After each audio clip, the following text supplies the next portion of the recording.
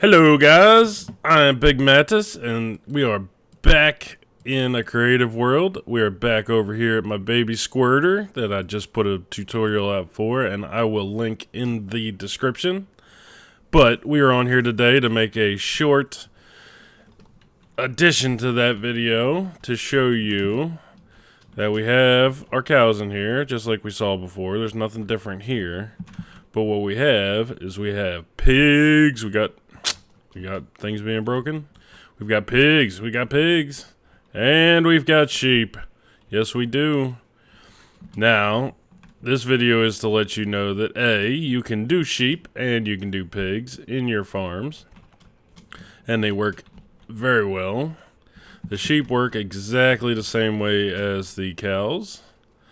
The pigs, as you may know, are a little bit harder. Let's feed these guys up. See the babies squirting out. Come on, guys. Come on. Come on. There they go. Babies go squirting. Alright.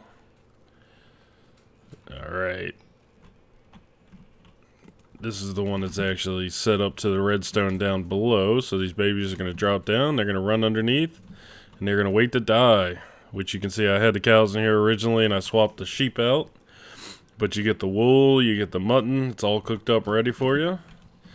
Now the difference we have here is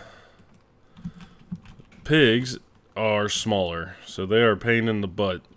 But not only that, the only real thing you need to do with your pigs is get the meat to trade to your villagers. In my opinion, if you have cows or mutton, why would you be eating pork? But that's a personal preference, I guess. I say, trade it all for emeralds. Now, I haven't set this up on the Switch yet, but I did put the circuit in just to show off. These guys are going to rain down. Come on, rain down. Give them a second, they'll come raining in. Now, the problem with them is they don't seem to track to mom as well as the other guys. The other ones, see over here, they all instinctively want to run to the middle to be closest to mom. And then you close off these little doors and they get stuck in the middle. You don't even have to close them off, because you see, they just stay there. Now these guys, not only do they not run to the middle, but they're shorter. So what we have set up here is we took out the soul sand and put in half slabs. And then we took out the lava and the trapdoors.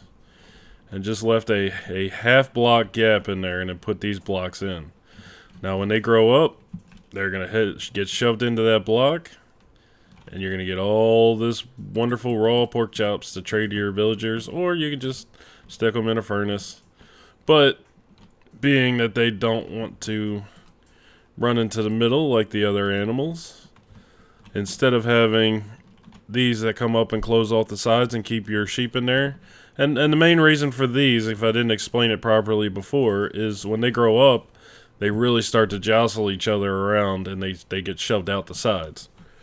So, you need to do something like that here. So I took out those pistons and put in a couple more hoppers. And then we just close these into the side and they suffocate there. All the meat goes in and everything is as it is. Just some test stuff. This is where I tested that they would die. Now we have one last farm to show you. And all this does is show that you can combine them and everything still works good. We've got sheep and cows in the same hole over here. We'll breed them up a little. We're going to get all kinds of babies squirting out the side here. Come on, go squirting. Go squirting. There they go. Pew. Alright. So, always remember too that you can just stand here AFK. You can set up a little dispenser. I would put the dispenser inside here with wheat and a little clock. And then put a hopper here, so if you don't catch it, it goes in.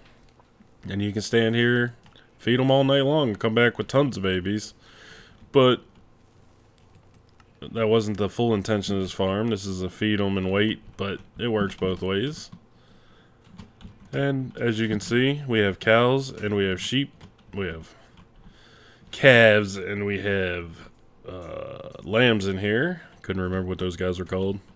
But they're all still flocked to the middle. You can still close them off with your pistons on the side. And then you get all this stuff in one farm. So, basically you can do it any way you want. It works. It even works with the pigs. Sad to say that it doesn't work with chickens. Of course it doesn't work with chickens. Chickens are going to just go flying out the middle of that side of that thing there because they are way small.